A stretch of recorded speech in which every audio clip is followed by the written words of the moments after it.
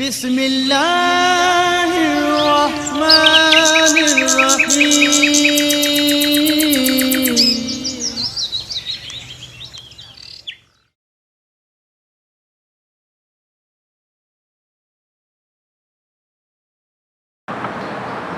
ونعوذ بالله من شرور أنفسنا ومن سيئات أعمالنا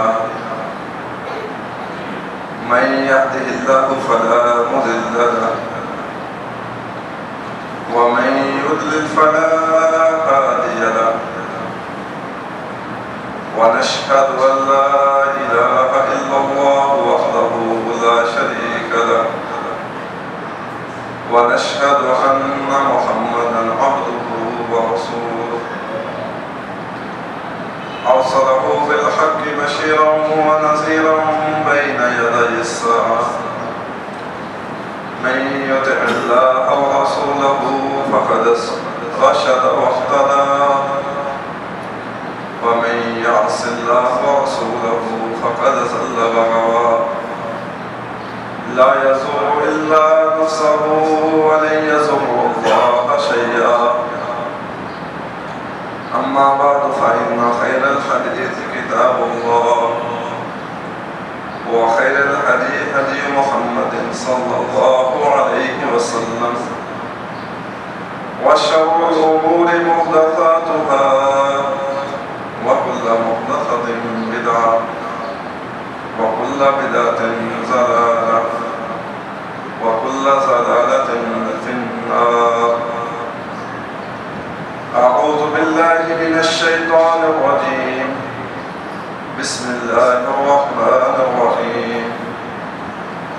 وقال ربكم ادعوني أستجب لكم إن الذين يستكبرون عن عبادتي سيدخلون جهنم داخرين.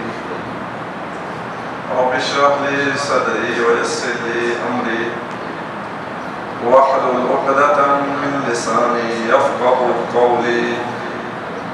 اللهم فقهنا في الدين. ہر قسم کے حمد و ثنا تعریفات تحمیدات اللہ احکم الحاکمین کے لیے ہے جو وحدہ لا شریک ہے، اس کائنات کا خالق ہے، مالک ہے، اس کائنات کی ضروریات کا محبت سے خیال رکھنے والا ہے. بے شمار درود و سلام محمد رسول اللہ صلی اللہ علیہ وسلم پر. حضرات گرامی قدر،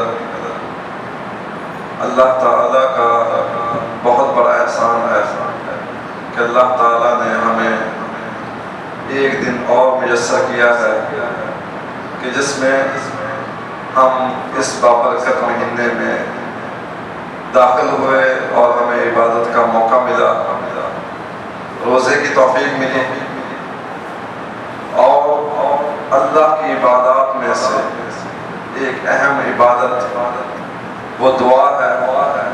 اللہ تعالیٰ فرماتے ہیں وقال ربکم ادعونی، تیرے رب نے یہ کہا ہے کہ مجھے پکارو، مجھ سے مانگو، استجب لکم، میں تمہاری دعا قبول کروں گا. مجھ سے مانگو، میں تمہاری دعا قبول کروں گا. اور وہ لوگ جو میری عبادت سے تکبر کرتے ہیں، مطلب مجھ سے مانگتے نہیں ہیں، یہاں پہ دعا کو عبادت کہا گیا ہے.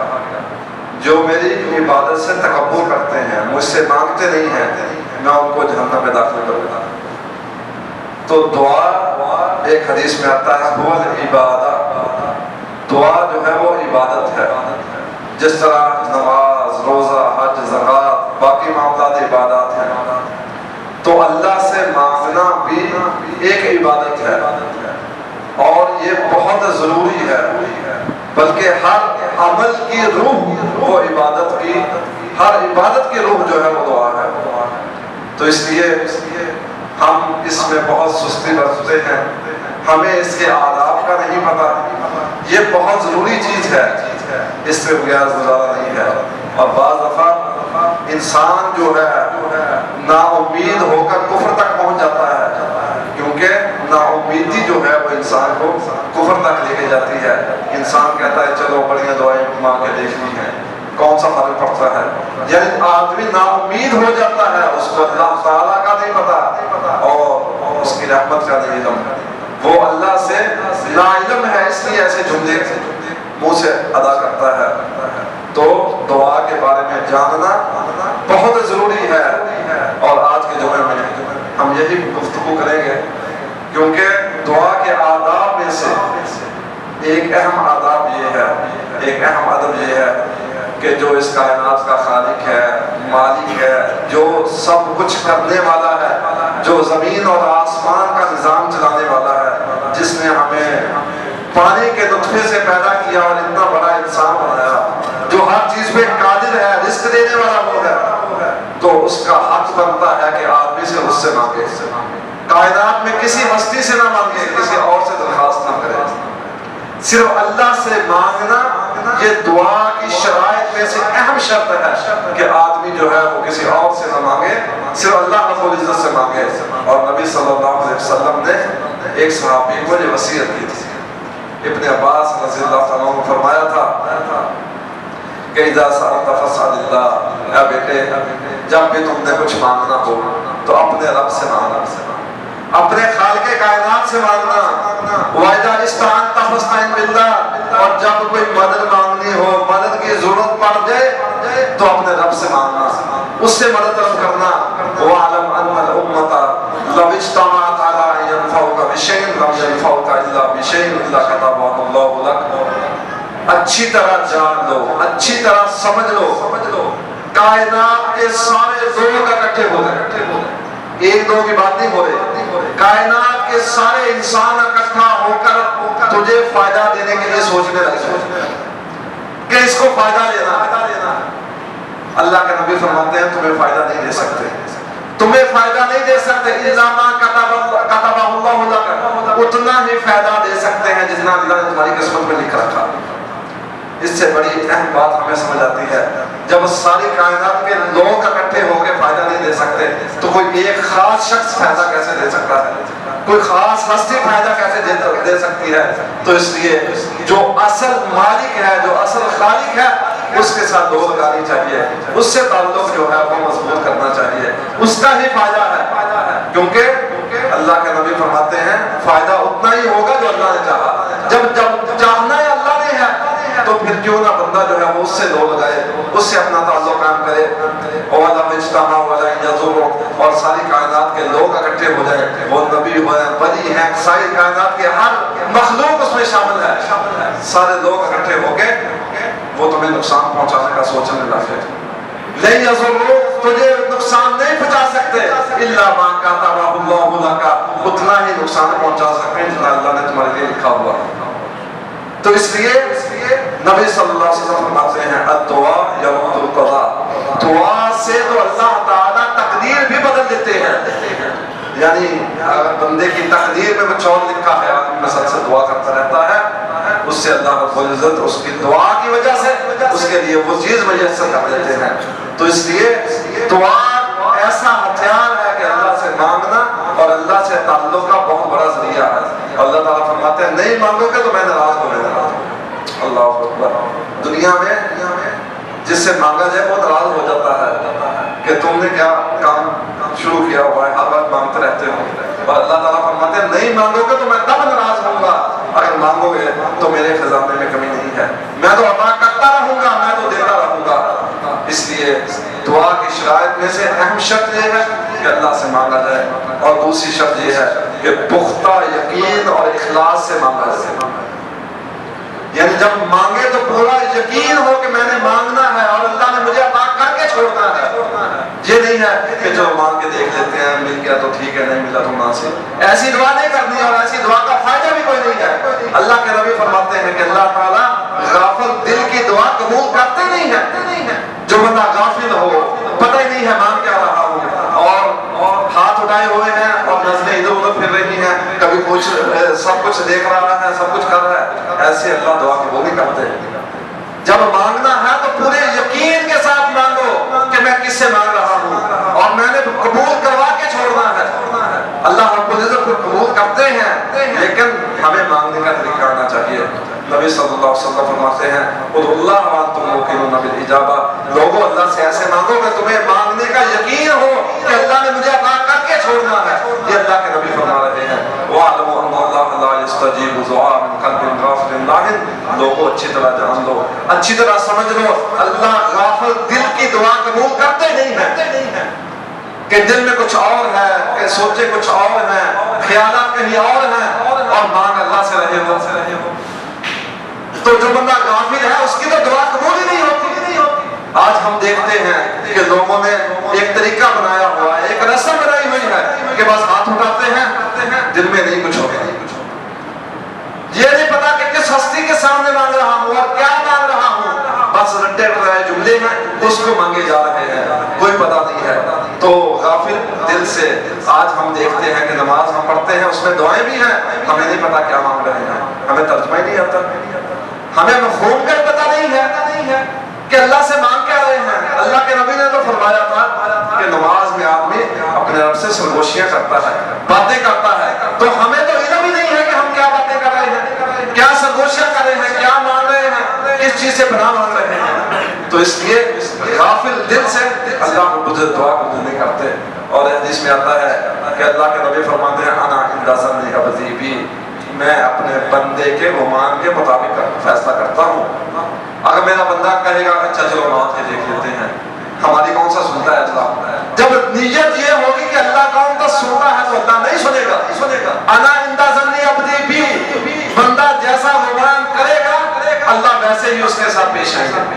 اور اگر یقین ہوگا کہ میں نے ماننا ہے اور اللہ نے مجھے عطا کرنا ہے، انشاءاللہ اللہ مجھے دے گا، اس نیت سے مانگیں گے تو اللہ عطا کر کے چھوڑیں گے انشاءاللہ۔ یہ ہو سکتا ہے لیٹ ہو سکتا ہے، دیر ہو سکتی ہے، لیکن یہ نہیں ہو سکتا کہ اللہ تعالیٰ اس کا ہمیں عطا نہ کرے یا آخرت میں اس کا ہمیں فائدہ نہ دے۔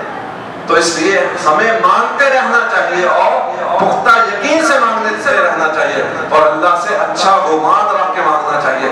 نا امیدی کفر ہے، آدمی نا امید ہو جائے کہ مجھے تو اولاد ہی نہیں ہوگی، یہ انبیاء کا شیوا نہیں ہے، یہ دیندار لوگوں کا شیوا نہیں ہے۔ وہ کبھی بھی اپنے رب کے در سے نا امید نہیں ہوتے، کبھی یہ مایوس نہیں ہوتے کہ اللہ نے میری سنی نہیں ہے۔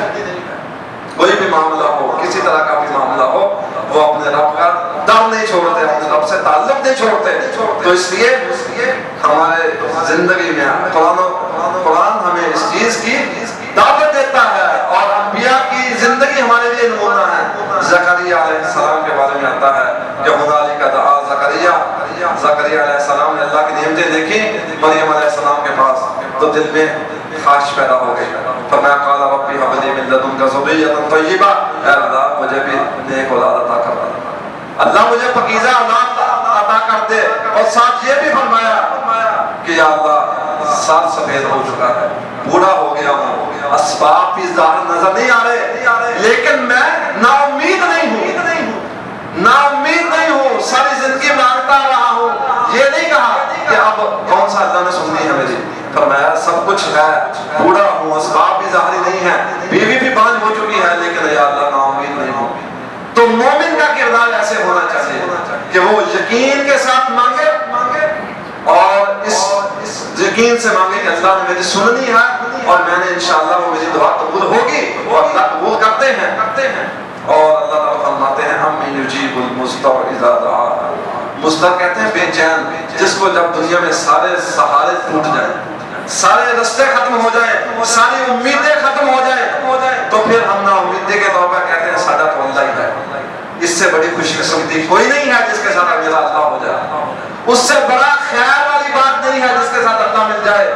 اور ہم نے اس کو مایوسی کا جملہ بنا کے رکھا ہوا ہے کہ میرا تو ساتھ اللہ ہی ہے۔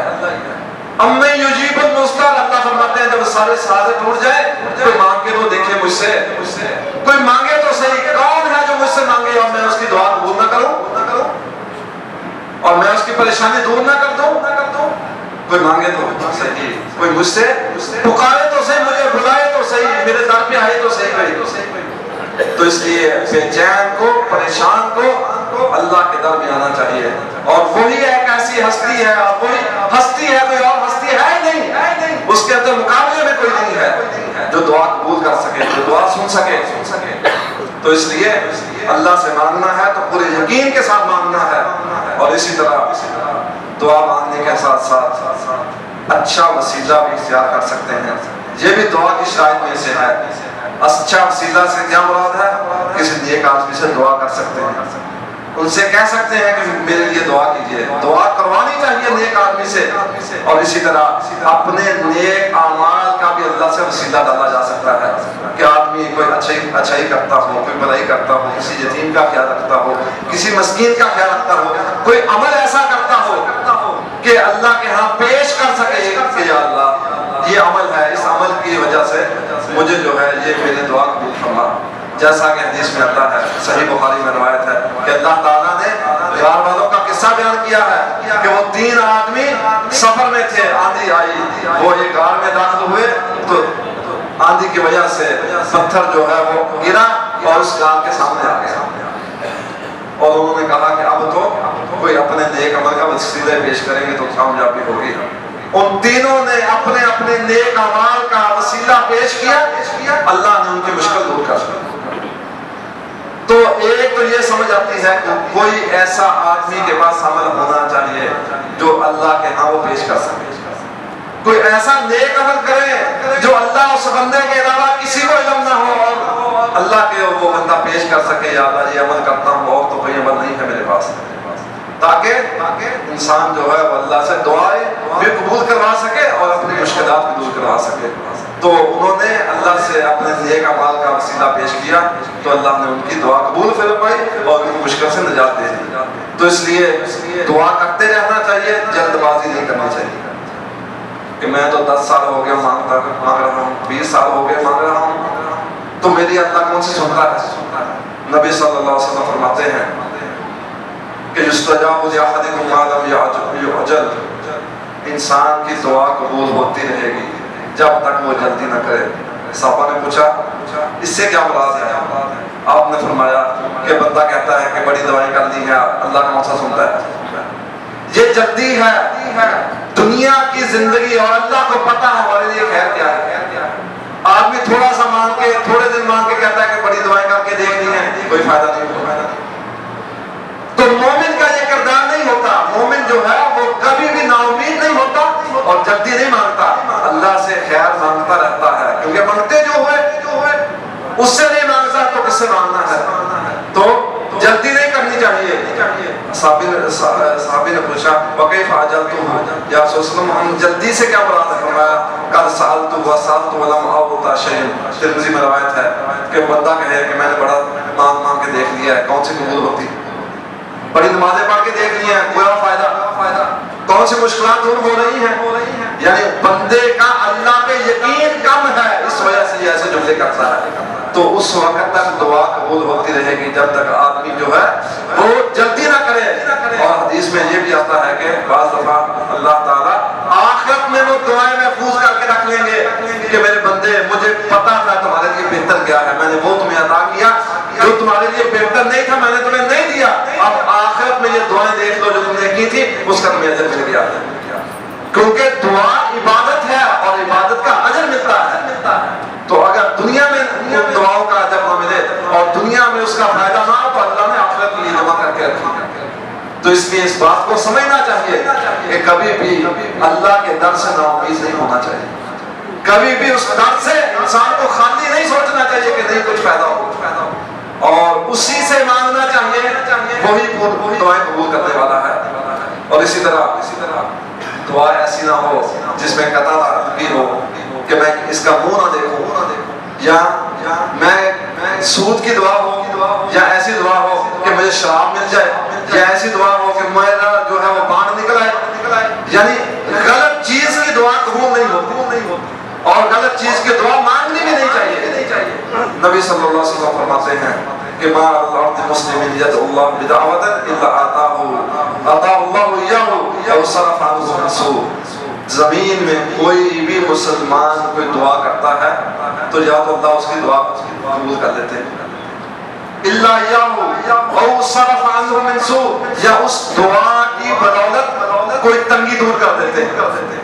بندہ مانگ کچھ اور رہا ہے لیکن اللہ اللہ اس دعا کی بدولت کوئی اور پریشانی دور کر دیتے ہیں اور بندے کو پتہ بھی نہیں چلتا. اور لیکن معلوم ید ہوگی اس میں قضیت ہے، لیکن دعا جو ہے ایسی نہ ہو جو گناہ کی ہو.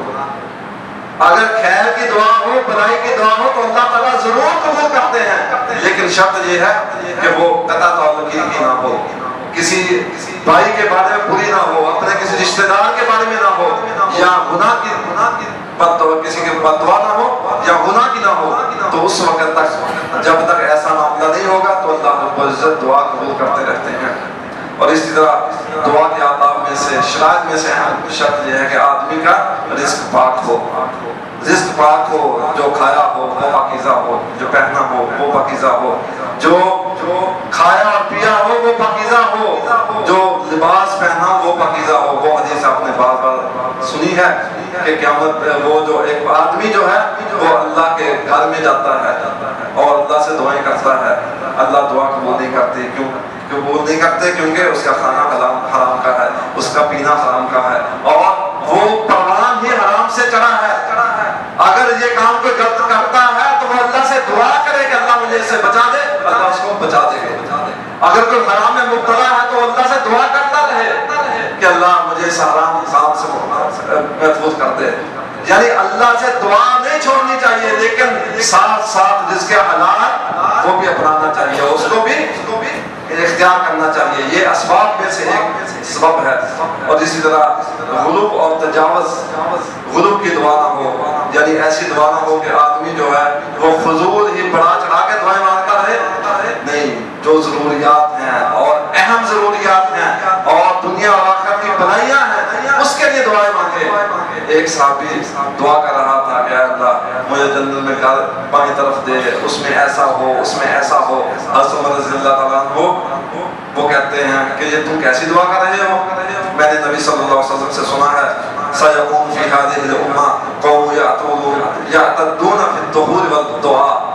میری قوم میں ایک وقت آئے گا کہ لوگ طہارت میں بھی حد سے بڑھیں گے، زیادہ پانی ضائع کریں گے. ہاتھ ٹوٹی کے آگے جو ہے وہ ہاتھ صاف کیے جا رہے ہیں، پاکیزگی حاصل کیے جا رہے ہیں.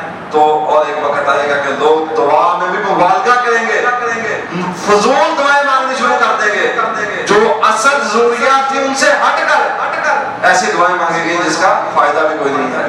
تو اس لیے دعا میں غلو بھی نہیں کرنا چاہیے اور طہارت میں بھی غلو نہیں کرنا چاہیے.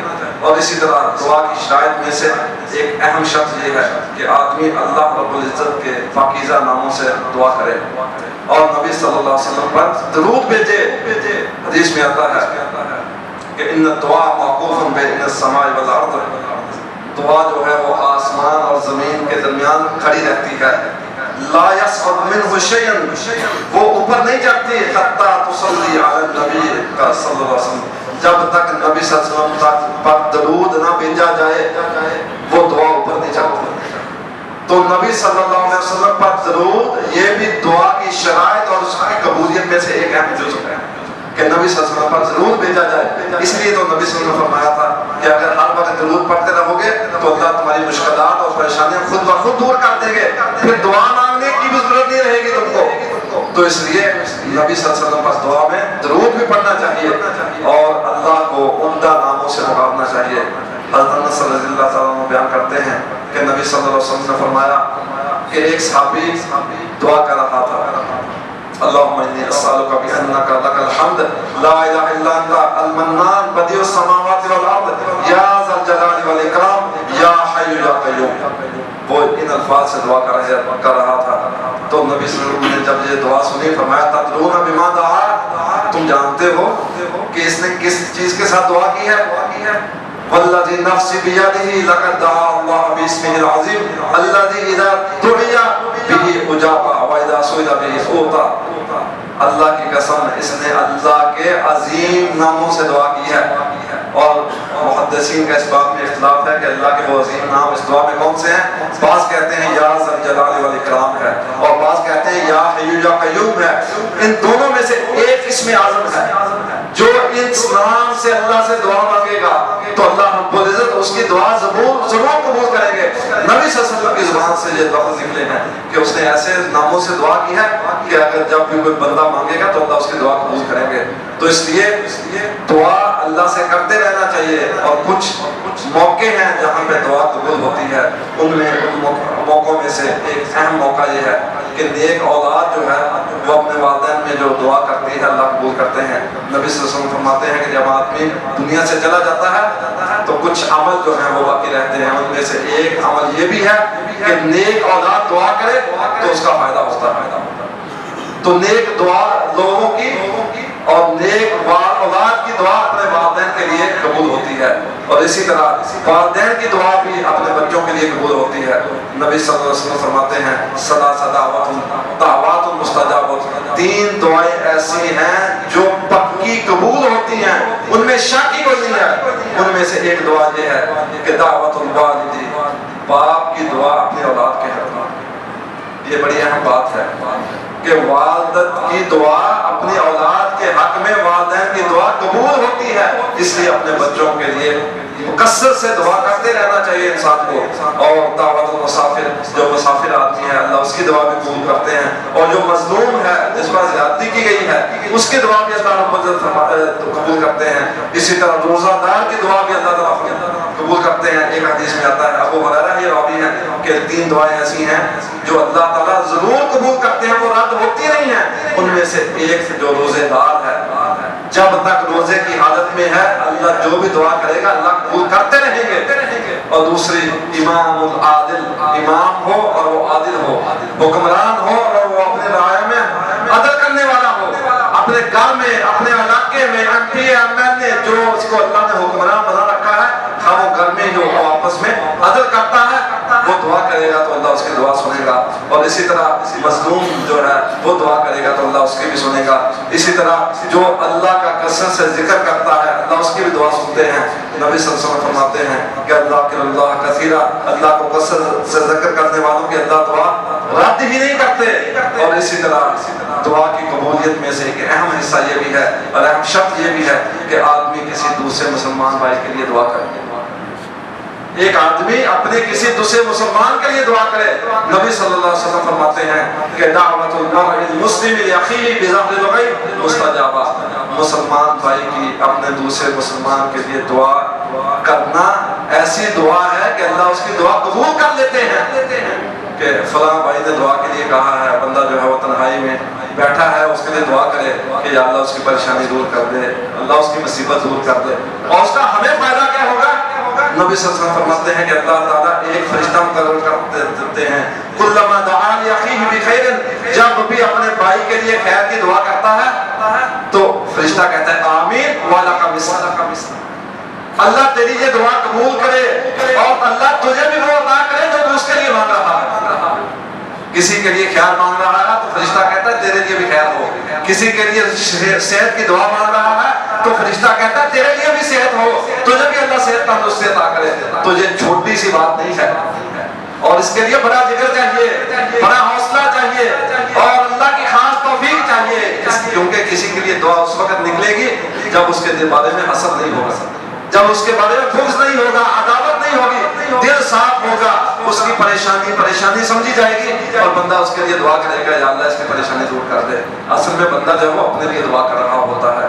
تو اس لیے دعا کی قبولیت کے ذرائع میں سے اہم ذریعہ یہ بھی ہے کہ آدمی جو ہے وہ اپنے بھائی کے لیے دعا کرے۔ تو اس لیے ہمیں چاہیے کہ دعا ایک بہترین ہتھیار ہے، اللہ سے مانگتے رہیں، اور یہ عبادت ہے اور ہر عبادت کی روح ہے۔